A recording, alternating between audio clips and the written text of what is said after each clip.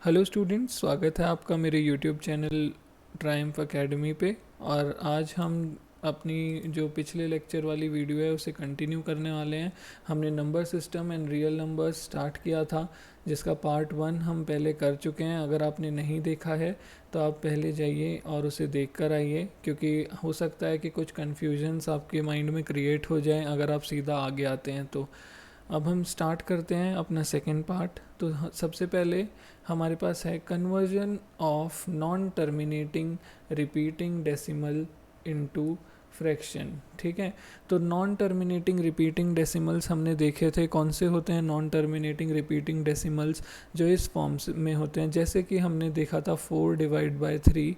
जब हमने उसे सॉल्व किया था तो हमारे पास आया था 1.3333 सो ऑन। तो हम उसे लिख सकते हैं 1.3 बार।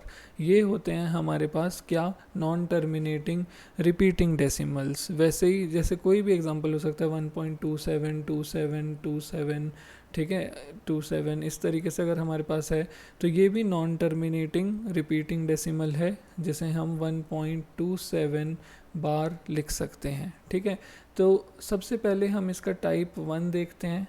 ठीक है, मैं इसे एक बार क्लियर कर देता हूँ। तो हम सबसे पहले टाइप 1 देखते हैं। टाइप 1 होता है इसमें जिसमें हमारे पास एक डेसिमल प्लेस होती है। जैसे फॉर एग्जांपल हमारे पास है 1.3 बार। ओके, एक डेसिमल प्लेस है, इसे हमें अपने फ्रैक्शन में कन्वर्ट करना है। तो सबसे पहले हम क्या करते हैं, इस फ्रैक्शन को हम x ले लेते हैं। ठीक है, x इक्वल्स टू 1.3 बार। तो देख सकते हैं आप, पॉइंट के बाद बार है कितने वैल्यूज़ पे? एक डेसिमल वैल्यू पे। तो हम क्या करेंगे, हम दोनों तरफ हम क्या करते हैं, यहाँ पे हम दोनों तरफ मल्टीप्लाई कर देते हैं बाय 10।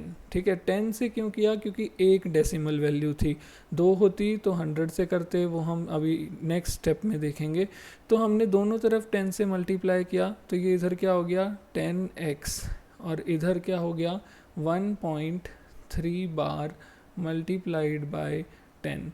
तो देखिए 1.3 बार क्या होता है, 1.3333 एंड सो ऑन। तो जब हम इसको 10 से मल्टीप्लाई कर देते हैं, 1.3 बार को हमने मल्टीप्लाई कर दिया 10 से, तो हमारे पास क्या होगा 1.333 सो ऑन जो है मल्टीप्लाइड बाय 10। तो 10 से मल्टीप्लाई किया तो डेसिमल जो है वो एक प्लेस शिफ्ट हो जाएगा। तो रिज़ल्ट हमारे पास क्या आएगा 13.3333 एंड सो ऑन। तो हमारे पास देखिए रिज़ल्ट क्या आ रहा है 13.3 पे बार। तो यानी 10x की वैल्यू हमारे पास कितनी आई 13.3 बार। तो अब देखिए जो हमारे पास ये थी, इसे हम ले लेते हैं अपनी इक्वेशन 1, इसे ले लेते हैं इक्वेशन 2। अगर हम सब्ट्रैक्ट करते हैं इक्वेशन 2 में से इक्वेशन 1 को, तो हमारे पास क्या आ रहा है 10x minus X is equal to 13.3 bar minus 1.3 bar.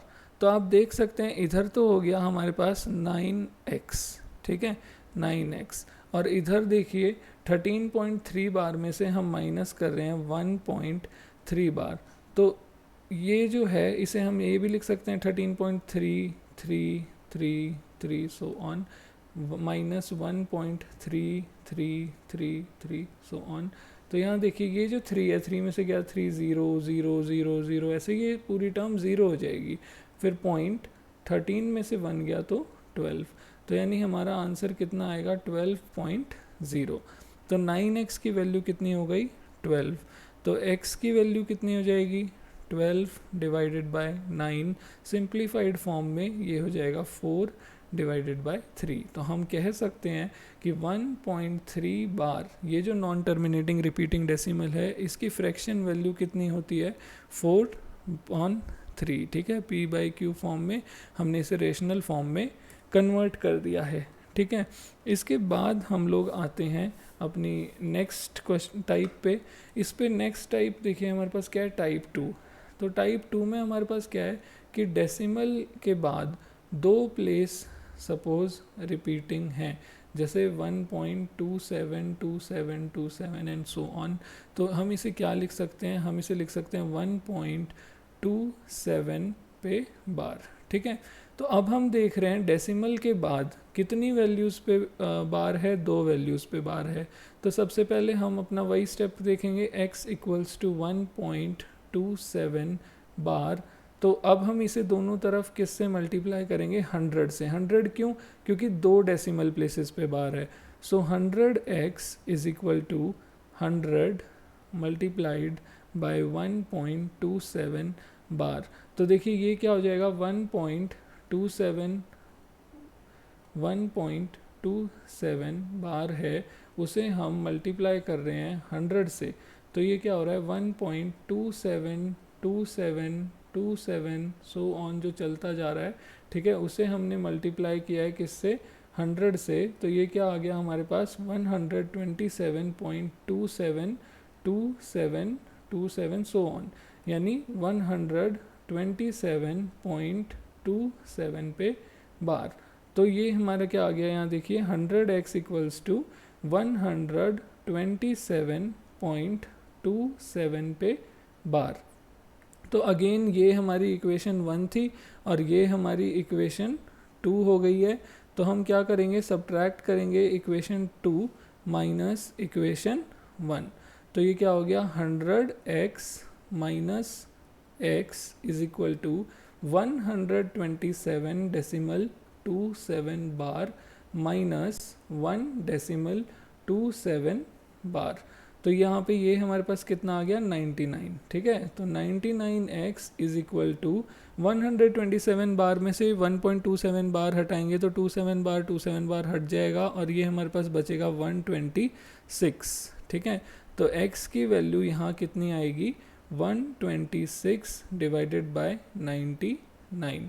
तो हम देख रहे हैं ये 3 से कट सकता है, तो ये हो गया 4 2 और ये हो गया 33 और ये अभी भी जा रहा है 14/11। तो यानी 1.27 बार जो है हमारे पास, ठीक है, वो किसके बराबर है, 14/11 के। तो इससे इसका मतलब आपको समझ आ गया है कि अगर 2 डेसिमल प्लेसेस अगर टर्मिनेटिंग हैं और रिपीटिंग हैं तो उसको हम किस तरीके से सॉल्व करते हैं, हम मल्टीप्लाई बाय 100 कर देते हैं। अगर यही 3 डेसिमल प्लेसेस अगर होती कहीं पे, जैसे कि 3 डेसिमल प्लेसेस के लिए हमें सपोज दिया है 1.342, तो हम क्या करते, फिर हम एक 1000x निकालते, उसमें से x माइनस कर देते, तो ये आता 1342.342 बार माइनस 1.342 बार। तो 1341 बचता और इधर से हमारे पास 999x बचता। तो यहाँ से हम x की वैल्यू सॉल्व कर लेते। अब इसमें हमारे पास एक टाइप 3 भी आता है। टाइप 3 हमारे पास क्या बोलता है हमें, कि हमें इस तरीके से दिया है कि अब जो रिपीटिंग टर्म्स है ना वो डायरेक्टली डेसिमल के बाद स्टार्ट नहीं हो रही हैं। जैसे 1.273 ऐसे चल रहा है, तो इसे हम कैसे लिखेंगे, 1.273 और 73 पे खाली बार आएगा। ठीक है, तो अब क्या है कि बार तो वही है 2 डेसिमल प्लेसेस पे, ठीक है, पर एक डेसिमल प्लेस हमारे पास खाली भी है। तो सबसे पहले तो हम इसे अपनी स्टैंडर्ड फॉर्म में कन्वर्ट करेंगे कि कुछ भी नंबर हमारे पास है, फिर डेसिमल, फिर रिपीटिंग टर्म वाला यानी बार वाला एलिमेंट। तो पहले तो हमें ये डेसिमल जो है हम लाएंगे 2 के बाद। तो पहले हम क्या करेंगे, मल्टीप्लाई किससे करेंगे, हम मल्टीप्लाई करेंगे दोनों साइड बाय 10। तो ये क्या हो जाएगा, इसे हमने x लिया है, ठीक है, तो 10x इज इक्वल्स टू 1.273 बार था, 73 पे खाली बार है हमारे पास। ठीक है, तो मल्टीप्लाई बाय 10 किया तो ये आया 12.73 पे बार। तो इसका मतलब 10x की वैल्यू ये हो गई है। अब हम देखेंगे, इसे हम लेंगे अपना इक्वेशन 1 और अब हम देखेंगे डेसिमल के बाद हमारे पास 2 बार की वाली वैल्यू हैं, तो हम 100 से मल्टीप्लाई करेंगे। तो 10x को भी हमने 100 से मल्टीप्लाई किया और 12.73 बार जो था, 12.73 बार, इसे भी हमने 100 से मल्टीप्लाई किया। तो ये हमारे पास हो गया यहाँ पे 1000x, और ये कितना हो गया देखिए 12.737373 सो ऑन था।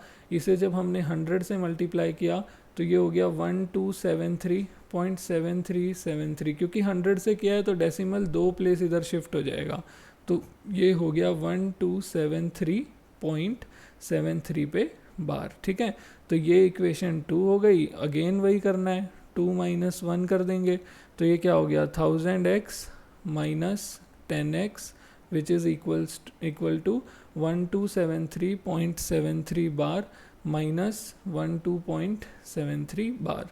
तो ये हमारे पास आ गया 990x, और यहाँ देखिए 0.73 बार कट गया। 1273 में से 12 माइनस करेंगे तो 1261 हमारे पास बचेगा। तो x की वैल्यू कितनी आ गई 1261 अपॉन 990। तो हम देखेंगे अगर ये आगे सिंप्लीफाई होता है तो इसे सिंप्लीफाई करेंगे, अदरवाइज हम बोलेंगे कि 1.273 बार जो था उसकी वैल्यू कितनी होती है 1261 अपॉन 990। एक बार आप जब इनकी थोड़ी सी भी प्रैक्टिस कर लेते हैं तो ये बहुत जल्दी हो जाता है। और क्योंकि आप मैथ्स कर रहे हैं, सिर्फ ट्रिक्स के भरोसे आप नहीं रह सकते हैं, प्रैक्टिस की आपको बहुत ज़्यादा ज़रूरत मैथ्स में होती है। तो उम्मीद है आपको ये जो 3 टाइप्स मैंने समझाए हैं, एक जिसमें आपके पास 1 डेसिमल वैल्यू रिपीटिंग थी, दूसरी जिसमें आपके पास 2 डेसिमल वैल्यू रिपीटिंग थी, और तीसरी जिसमें डेसिमल वैल्यू के बाद वाली सारी डेसिमल वैल्यूज़ जो हैं वो रिपीटिंग में नहीं है। तो पहले हम उन्हें स्टैंडर्ड फॉर्म में कन्वर्ट करते हैं और उसके बाद सॉल्व करते हैं। ठीक है, अब हम आते हैं नेक्स्ट टॉपिक पे, जो कि है यूक्लिड्स डिवीजन लेमा। तो यूक्लिड्स डिवीजन लेमा अगर आप क्लास 9-10 में देखते हैं तो वहाँ ना इसके कुछ एप्लीकेशंस भी आपको कराई जाती हैं, पर यहाँ ना हमें उन एप्लीकेशंस की ज़रूरत नहीं है। हमें थ्योरेटिकली इससे ज़्यादा क्वेश्चंस पूछे जाते हैं, जैसे कि इसकी जो स्टैंडर्ड फॉर्म होती है वो क्या होती है, A=BQ+R। और ये हमारी डिवीज़न वाली जो एक थ्योरम होती थी, dividend equals to divisor into quotient plus remainder, जो हम बचपन से 2nd-3rd क्लास से पढ़ते हुए आ रहे हैं, उससे जैसी ही होती है। बस डिविडेंड की जगह हमने A यूज़ किया है, डिवीज़र की जगह B, क्वेश्चन की जगह Q एंड रिमाइंडर की जगह R। और एक और चीज़ कि R जो होता है यहाँ पे वो हमारा क्या होता है, R हमेशा greater than equal to 0 and less than B होता है। यानी अगर हमें दिया है A equals to suppose 5Q plus R, तो R की वैल्यूज़ यहाँ क्या हो सकती हैं, R की वैल्यू 0 हो सकती है, 1 हो सकती है, 2 हो सकती है, 3 हो सकती है, 4 हो सकती है, 5 नहीं हो सकती, क्योंकि R की वैल्यू क्या होगी greater than equals to 0 but less than 5, ये लेस देन का साइन है।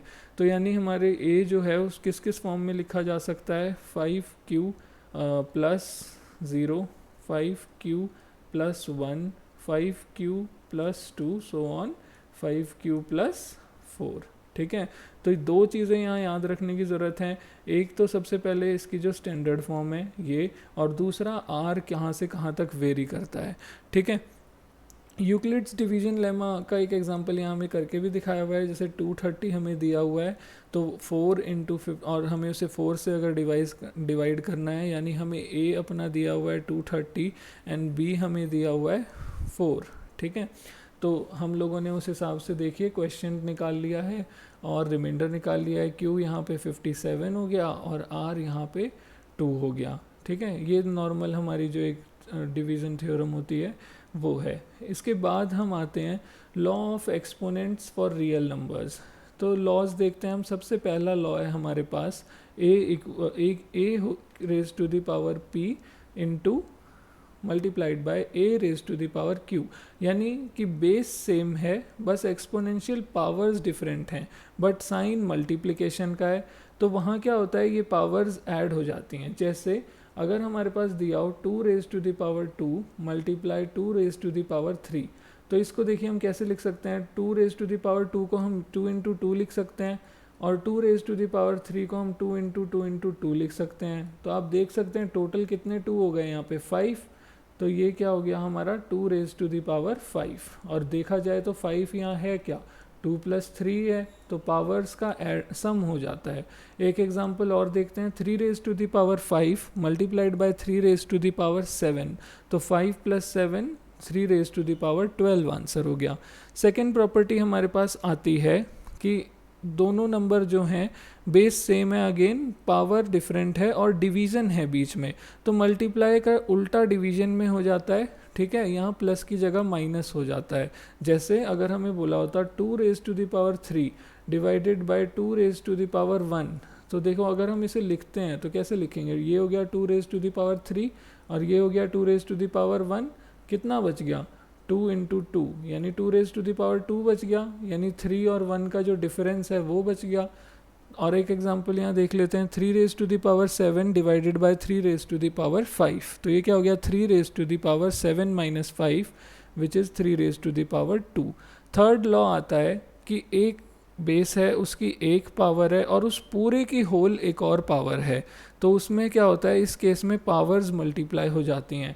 एग्जाम्पल के तौर पे अगर 2 रेज टू द पावर 2 की पावर 2 दी है, ठीक है, तो इसका मतलब क्या है कि 2 रेज टू द पावर 2 दो बार मल्टीप्लाई हो रहा है, ठीक है। और इसका मतलब क्या है, यहाँ पे 2 इंटू 2, ये भी 2 मल्टीप्लाई बाई 2, टोटल कितने 2 हो गए देखो 4, और 2 मल्टीप्लाई बाई 2 कितना होता है, ये भी 4 ही होता है। तो बस यहाँ पावर्स मल्टीप्लाई हो जाती हैं। एग्जाम्पल के तौर पे 5 raise to the power 3 raise to the power 5 दिया हुआ था, तो पावर 3 और 5 मल्टीप्लाई हो गए 15 आया। नेक्स्ट देखते हैं a raise to the power b multiplied by b raise to the power p, यानी बेस अलग हैं पावर सेम है, तो क्या होता है पावर सेम रहता है और जो बेस हैं वो आपस में मल्टीप्लाई हो जाते हैं। जैसे 2 रेज टू द पावर 3 था और 3 रेज टू द पावर 3 था, तो बेस पावर सेम रही 3, बस बेस आपस में मल्टीप्लाई हो गए। एक एग्जांपल ले लेते हैं, 2 raise to the power 2 multiply 3 raise to the power 2, तो देखो 2 इंटू 2 नहीं पावर सेम होनी चाहिए, हाँ पावर सेम है 2 2, तो देखिए 2 raise to the power 2 2 raise को हो गया 2 इंटू 2 और 3 रेज टू द पावर 2 हो गया 3 इंटू 3। तो हम इसे ऐसे भी लिख सकते हैं 2 इंटू 3 2 इंटू 3, तो ये क्या बन गया देखो 6 बन गया और ये भी 6 बन गया, तो ये क्या आया 6 रेज टू द पावर 2, ठीक है। तो इस हम देख रहे हैं कि पावर सेम रहेगी, बस ये मल्टीप्लाई हो जाएगा। मैं एक बार इसे क्लियर कर लेता हूँ, ठीक है। अब हम नेक्स्ट पे आते हैं, हमें बोला है कि यहाँ तक हमने कर लिया था, हाँ अगर किसी भी नंबर की पावर नेगेटिव में होती है तो उसका मतलब हो जाता है उसका रेसिप्रोकल की पावर, वो जो भी नेगेटिव पावर हमें दी थी। जैसे 3 रेज टू द पावर -5 है तो ये हो जाएगा 1 raise to the power 1 by 3 raise to the power 5, यानी बस नेगेटिव पावर जो है वो हट जाएगी बट पूरे का रेसिप्रोकल हो जाएगा। और एक रूल इसमें होता है कि अगर कोई भी नंबर है उसकी पावर 0 होती है तो रिजल्टेंट हमेशा 1 आता है। और ये वाला देख लीजिए, अगर पावर m बाई n है, ये पता है आपको कि कोई भी नंबर होता है उसकी पावर अगर 1 बाई n या 1 बाई कोई भी चीज़ होती है तो वो उसका nth रूट होता है, ठीक है। जैसे अगर a की पावर 1 बाई 2 है तो ये क्या होता है स्क्वायर रूट ऑफ a, अगर a की पावर 1 बाई 3 है तो ये क्या होता है क्यूब रूट ऑफ a, ठीक है। तो उसी तरीके से यहाँ देखिए a की पावर m बाई n है, तो इसको इन्होंने कैसे लिख दिया है कि a की पावर m की पावर 1 बाई n, तो ये क्या हो जाएगा nth रूट ऑफ a की पावर m। और अगर हम इसे ऐसे लिखते हैं कि a की power 1 by n into m, क्योंकि m बाई n बनाना है हमें, तो ये क्या हो जाएगा कि nth रूट ऑफ a जो है उस पूरे की पावर m पर, ये दोनों क्या होते हैं आपस में, ये दोनों चीज़ें इक्वल ही हैं, ठीक है। तो उम्मीद है आपको एक्सपोनेंशियल प्रॉपर्टीज़ जो भी एक्सपोनेंट्स हैं रियल नंबर्स के लिए लॉ ऑफ एक्सपोनेंट्स हैं, ये आपको समझ आ गए होंगे। तो आज के लिए इतना ही। प्लीज़ अगर आपको हमारा कंटेंट अच्छा लग रहा है, समझ आ रहा है सब कुछ, तो प्लीज़ इसे लाइक करें, और अगर समझ नहीं आ रहा है तो भी हमें प्लीज़ कमेंट करके बताएं कि क्या प्रॉब्लम हो रही है, हम उस पर काम करने की कोशिश करेंगे। और हमारे चैनल को सब्सक्राइब करें ऐसी और वीडियोस देखने के लिए। जैसा कि हमने बोला है, हम फ्री ऑफ कॉस्ट पूरा सिलेबस जो है वो आपको यहाँ पे कवर करके देंगे, कंप्लीट सिलेबस, ठीक है। तो अगर आप हमारे साथ जुड़े रहना चाहते हैं तो प्लीज़ अभी सब्सक्राइब करें। Thank you. नेक्स्ट क्लास में हम इस टॉपिक के सारे इंपॉर्टेंट क्वेश्चंस कंप्लीट कवर करेंगे। Okay, thank you.